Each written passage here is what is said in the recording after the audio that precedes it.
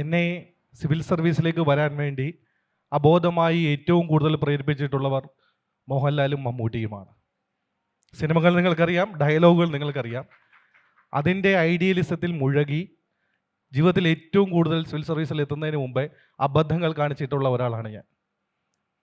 പല സിനിമകൾ എടുത്താലും നിങ്ങൾക്ക് മനസ്സിലാവും, നിങ്ങൾക്ക് ഒരിക്കലും പെട്രോൾ ടാങ്കിൽ തീപ്പെട്ടി ഉരച്ച് ഒരു മിനിസ്റ്ററെ കൊല്ലാവുന്ന സിവിൽ സർവീസുകാരനാവാൻ കഴിയില്ലല്ലോ മെറി. കഴിയുമോ ദിവ്യ? നിങ്ങൾക്ക് ഞാൻ എൻ്റെ സിവിൽ സർവീസ് ഇൻ്റർവ്യൂവിൻ്റെ തലേ ദിവസം കണ്ടത് നരസിംഹം സിനിമയാണ്. പിന്നീടാണ് എനിക്ക് അതിൻ്റെ അബദ്ധം മനസ്സിലായത്. നിങ്ങൾക്ക് ഒരിക്കലും ഇൻ്റർവ്യൂ പാസ്സായാൽ അന്നത്തെ ദിവസം IAS കിട്ടില്ല. നിങ്ങൾ ആരെങ്കിലും സാമി 2 സിനിമ കണ്ടിട്ടുണ്ടോ? അതിൽ വിക്രം ഇൻ്റർവ്യൂവിന് പോകുന്ന സീൻ കണ്ടിട്ടുണ്ടോ? ഒരു പ്രത്യേക ശബ്ദത്തിൽ സാമി you want IPS, IAS, IRS, IFS എന്ന് ചോദിക്കുമ്പോൾ അദ്ദേഹം പറയുന്നു IPS സാർ. ഉടനെ IPS ഒരു സീൽ വെച്ച് അടിച്ചു കൊടുക്കുന്നു, കയ്യിലെടുത്ത് കൊടുക്കുന്നു. ഇങ്ങനെയല്ല സിവിൽ സർവീസ്. എൻ്റെ ആദ്യത്തെ അറ്റംപ്റ്റിൽ ഞാൻ തോറ്റുപോകാൻ കാരണം, ഞാൻ എൻ്റെ തോൽവിയുടെ ഒരു വലിയ ചരിത്രം പറയാം. എൻ്റെ ആദ്യ അറ്റംപ്റ്റിൽ ഞാൻ തോറ്റുപോകാൻ കാരണം ഈ സിവിൽ സർവീസ് പരീക്ഷയുടെ ബൈബിൾ എന്നറിയപ്പെടുന്ന സിലബസ് ഒഴികെ ബാക്കിയെല്ലാം ഞാൻ പഠിച്ചിട്ടുണ്ടായിരുന്നു. ഇവിടെ ഇതിനിടയിൽ ഏതെങ്കിലും ആസ്പിറൻസ് ഉണ്ടെങ്കിൽ ഞാൻ അവരോട് പറയാൻ ഉദ്ദേശിക്കുന്നത്, ആദ്യം നിങ്ങൾ വായിക്കേണ്ടത് 1.5 പേജ് വരുന്ന ഇതിൻ്റെ സിലബസ് ആണ്. ഈ സിവിൽ സർവീസ് എന്നത് എനിക്ക് പിന്നീട് മനസ്സിലായി. ഞാനൊരു താഴേത്തട്ടിൽ നിന്ന് ഒരു ഗവൺമെൻറ് സ്കൂളിൽ, അദ്ദേഹം പറഞ്ഞതുപോലെ ഒരു മലയാളം മീഡിയത്തിൽ, ഒരു സാധാരണ കുടുംബത്തിൽ ജനിച്ച് സിവിൽ സർവീസ് എന്ന് പറയുന്നത് പല ജോലികൾ കടന്നു. ആദ്യം ഒരു ക്ലറിക്കൽ ജോലി, അത് കഴിഞ്ഞൊരു ഓഫീസർ ജോലി, അത് കഴിഞ്ഞൊരു അസിസ്റ്റൻറ്റ് പ്രൊഫസർ ജോലി. ഇതെല്ലാം കഴിഞ്ഞിട്ടാണ് ഏകദേശം 80ഓളം പരീക്ഷകളിൽ ജയിച്ചതിന് ശേഷം അവസാനം നോക്കാവുന്ന ഒരു ഓപ്ഷൻ എന്നുള്ള രീതിയിലാണ് സിവിൽ സർവീസിലേക്ക് വന്നത്. അപ്പോൾ അത്രത്തോളം ഉണ്ട് എൻ്റെ കോൺഫിഡൻസ് എന്ന് നിങ്ങൾ മനസ്സിലാക്കണം.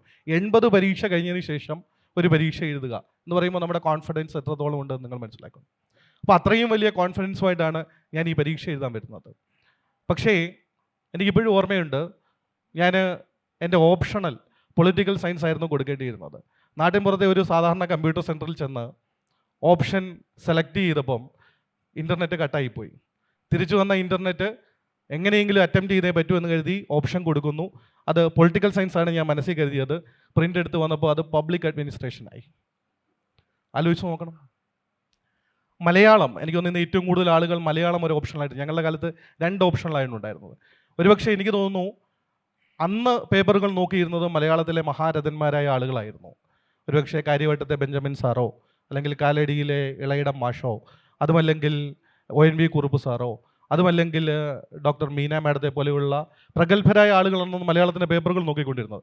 കാരണം ഞാൻ MA ഇല്ലാതെ നേരിട്ട് പോയി UGC നെറ്റ് എഴുതി ഫസ്റ്റ് അറ്റംപ്റ്റിൽ നെറ്റ് പാസ്സാവുകയും അടുത്ത 6 മാസം കഴിഞ്ഞപ്പോൾ JRF വെച്ച് JRF പാസ്സാവുകയും ചെയ്ത ഒരാളാണ്. എനിക്കന്ന് MA മലയാളമില്ല.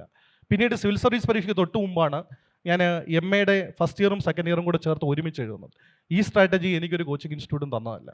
ഞാനൊരു കോച്ചിങ് ഇൻസ്റ്റിറ്റ്യൂട്ടിലും പോയിട്ടുമില്ല. ആകെ ഉള്ളത് എൻ്റെ സുഹൃത്തായിരുന്ന വിജയ് ജഗദീഷ് എൻ്റെ ഫോട്ടോ അദ്ദേഹത്തിൻ്റെ സ്ഥാപനത്തിന് വേണ്ടി ഉപയോഗിച്ചോട്ടെ എന്ന് എന്നോട് പെർമിഷൻ ചോദിച്ചതിൻ്റെ പ്രകാരം ഞാൻ കൊടുത്ത ഒരൊറ്റ ഫോട്ടോ അല്ലാതെ ഞാനൊരു കോച്ചിങ് ഇൻസ്റ്റിറ്റ്യൂട്ടിലും പഠിച്ചിട്ടില്ല. പിന്നെ കേരള സിവിൽ സർവീസ് അക്കാഡമിയിൽ ഞങ്ങളുടെ ഫോട്ടോ വരുന്നതിന് കാരണം മെറിനും അറിയാം, ദിവ്യയ്ക്കും അറിയാം, എനിക്കും അറിയാം. കാരണം അവർ ഞങ്ങളെ ഫ്രീ ആയിട്ട് ഡൽഹിയിൽ കൊണ്ടുപോയി ഇൻ്റർവ്യൂ നടത്തും. അപ്പോൾ ഞങ്ങളുടെ കയ്യിൽ നിന്നൊരു ഫോട്ടോ മേടിക്കും. ആ ഫോട്ടോയാണ് റിസൾട്ട് വരുമ്പോൾ അവർ പത്രത്തിൽ അവരുടെ സ്റ്റുഡൻ്റ് ആയിരുന്നു ഞങ്ങൾ എന്നുള്ള രീതിയിൽ പബ്ലിഷ് ചെയ്യുന്നത്.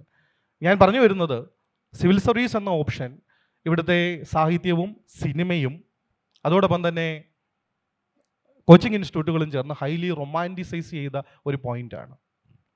അതുകൊണ്ട് തന്നെ നിങ്ങൾ ആ ട്രാപ്പിൽ വീഴാതിരിക്കുന്നിടത്തോളം കാലം, പ്രത്യേകിച്ചും ഒരിക്കലും ഇവിടുത്തെ ഒരു ഓട്ടോക്കാരന് സിവിൽ സർവീസ് ആപ്ലിക്കേഷൻ ഫില്ല് ചെയ്ത് ആ ദിവസത്തെ റിസൾട്ടിൽ IAS കിട്ടി ആ ജില്ലയിൽ തന്നെ കളക്ടറായിട്ട് പോസ്റ്റിംഗ് കിട്ടില്ല. മലയാളത്തിലെ ഒരു സിനിമയാണ് ഞാൻ പറഞ്ഞു വരുന്നത്. ഓക്കെ, ഒരിക്കലും കിട്ടില്ല.